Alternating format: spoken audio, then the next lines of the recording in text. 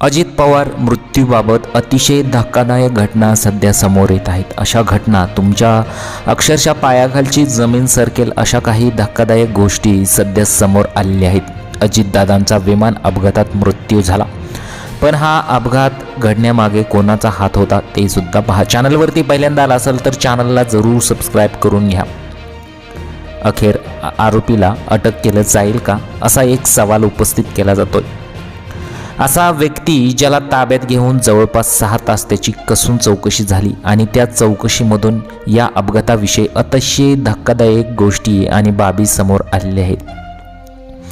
अजितदादांचा बुधवारी म्हणजेच 28 तारखेला सकाळी 8:45 बारामतीमध्ये विमानाचे लँडिंग होत असताना भीषण अपघात घडला होता। हे आपल्या सर्वांना माहीत आहे आणि त्यानंतर संपूर्ण महाराष्ट्रात एकच खळबळ उडाली होती। मग सुरुवातीला असं सांगितलं जात होतं की धुक्यामुळे रनवे दिसत नव्हता आणि वैमानिकाच्या चुकीमुळे हे सर्व झालेलं असावं, पण त्यानंतर जेव्हा DGCAने ब्लॅक बॉक्स ताब्यात घेतला आणि जी प्राथमिक माहिती समोर आली आणि त्यातून अशा काही गोष्टी उघड झाल्या की या गोष्टी इतक्या गोंधळात टाकणाऱ्या होत्या की तांत्रिक बाबींना मोठे महत्त्व दिले गेले। या प्रकरणाचा सूत्रधार नक्की कोण आहे? अखेर या संशयास्पद व्यक्तीला आता अटक करण्यात आली असून त्याची चौकशीसुद्धा सुरू आहे। या चौकशीत अपघाताविषयी त्या घातपाताविषयी अशा काही घटना माहिती आणि अशा काही धक्कादायक गोष्टी समोर आलेल्या आहेत की संपूर्ण महाराष्ट्र हादरून जाणार आहे। आता त्या कोणत्या गोष्टी आहेत, त्या कोणत्या महत्त्वाच्या धक्कादायक ज्या पुरावे आहेत ते तुम्हाला सुद्धा माहिती पाहिजेत आणि हे पुरावे आणि ही धक्कादायक माहिती अक्षरशः तुम्हाला कळाल्यानंतर तुमच्याही तळपायाच्या मस्तकाला जाईल। चला तर मग बघूया या नक्की घटनेत या पुराव्यात नक्की काय उघड झालेलं आहे। घटनेला 72 तास उलटून गेले, पण या 72 तासात तपासाची चक्री इतके वेगाने फिरली की प्रत्येक व्यक्तीचा इतिहास तपासला गेला। कालपर्यंत टीव्हीवर जे दाखवले जात होते ते बातम्या आता खोट्या ठरल्या आहेत। वैमानिकाची माहिती समोर आल्यावर हा अपघात नसून वेगळेच काहीतरी आहे असा संशय बळावलेला आहे। कोण होता तो व्यक्ती? त्याने काय कबुली दिली? वैमानिकाचा इतिहास काय सांगतो आणि ते पुरावे कोणते होते? ही संपूर्ण घटना आज आपण बघणार आहोत। अजितदादांचा अपघात होता की दुसरेच काहीतरी होते यावर संपूर्ण महाराष्ट्रामध्ये प्रचंड चर्चा सुरू होत आहे। जवळपास 72 तासांचे अधिक काळ उलटून गेले होते। दादांचे अंत्यसंस्कार 29 तारखेला झाले। त्यानंतर त्यांची रक्षा विसर्जन ही शोककूळ परिस्थितीमध्ये त्यांच्या कुटुंबियांनी केलेली आहे। त्याचा व्हिडिओ सुद्धा सोशल मीडियावरती प्रचंड व्हायरल झाला होता। जे पवार कुटुंब होतं ते एखाद्या त्या होडीने जाऊन त्यांनी ते अंत्य म्हणजे राग विसर्जन ही विधी केलेला आहे। इकडे राजकारणामध्ये प्रचंड हालचाली सुरू झाल्या आहेत। कोण राष्ट्रवादीचं नवीन अध्यक्ष होणार यावरून चर्चा सुरू होत आहे। तर काही ठिकाणी सुनेत्रा पवार ह्या आता राज्याच्या पहिल्या उपमुख्यमंत्री होतील अशी चर्चा सुरू झालेली आहे। तर काहींचं मत येत आहे की सुनेत्रा पवार यांना एवढी घाई कशासाठी झालेली आहे, परंतु खरोखरच त्यांच्यावर आता दबाव आलेला आहे का असं सुद्धा सांगण्यात येत आहे। सुनेत्रा पवार यांना एवढी घाई कशासाठी झालेली आहे हा सुद्धा सवाल उपस्थित केला जात आहे। अजितदादा आता आपल्यामध्ये राहिलेले नाहीत, परंतु त्यांचं दुःख हे त्यांना झालेलं नाही का अशाच संतप्त प्रतिक्रिया इथं अनेक स्तरातून येत आहेत।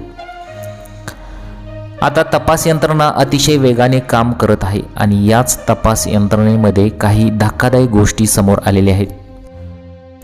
आता काही आरोपींची कसून चौकशी केली जात आहे आणि आरोपीनं सगळं काही यानंतर सांगितलेलं आहे का? प्रकरण आता साधे राहिले नाही। 72 तासांमध्ये या प्रकरणात आता बऱ्याच गोष्टी समोर आलेल्या आहेत। आता मग सगळ्यात आधी आपण कोणते ते पुरावे आहेत सगळ्यात आधी आपण ते पाहणार आहोत, कारण अतिशय वेगळे पुरावे CCTV समोर आलेले आहेत। अजितदादांचे जे ड्रायव्हर आहेत ते 26 वर्षापासून दादांबरोबर काम करतात। त्यांनी एक गोष्ट सांगितली, ते म्हणाले दादा वाचले असते तर जर त्यांनी माझे ऐकले असते तर। 5 नंबरचा पुरावा तो आहे। आरोपीला अटक करण्यात आली। तो आरोपी आता जवळपास अटक केल्यानंतर त्याची चौकशी सुरू होणार आहे। त्या चौकशीमध्ये सगळंच उघड होणार आहे। सगळ्यात महत्त्वाची गोष्ट म्हणजे तपास यंत्रणेला सुरुवात झालेली आहे। अपघाताचं कारण तांत्रिक किंवा मानवी चूक यापैकी काहीतरी असू शकते. मग त्यांनी तपासाला प्रचंड वेग दिला आणि त्याच वेगामध्ये पहिला पुरावा सापडला होता.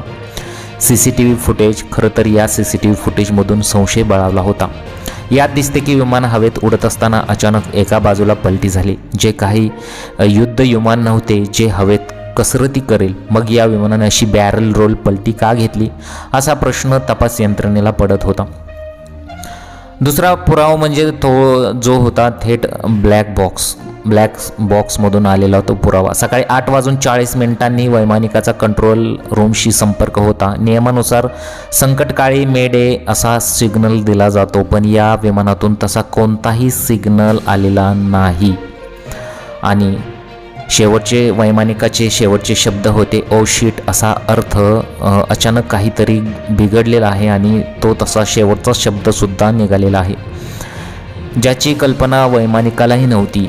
आणि प्रत्यक्षात घटना पाहणाऱ्या लोकांचे जबाबसुद्धा आलेले आहेत. लोकांनी सांगितले की विमान जमिनीला स्पर्श करण्यापूर्वीच त्याचे भीषण स्फोट झाला होता आणि विमानाचे तुकडे तुकडे विखरले होते. अजितदादा बाहेर पडण्यासाठी प्रयत्नसुद्धा करत होते.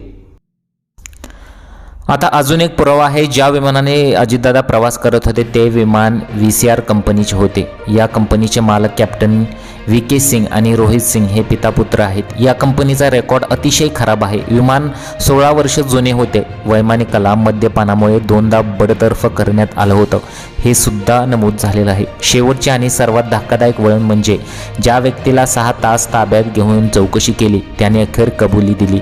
तो व्यक्ती दुसरा तिसरा कोणी नसून VK व्हेंचरचा मालक आहे, ज्याने आपल्या स्वार्थासाठी आणि पैशांच्या हव्यासाठी निकृष्ट दर्जाची विमाने प्रवासासाठी उपलब्ध करून दिली.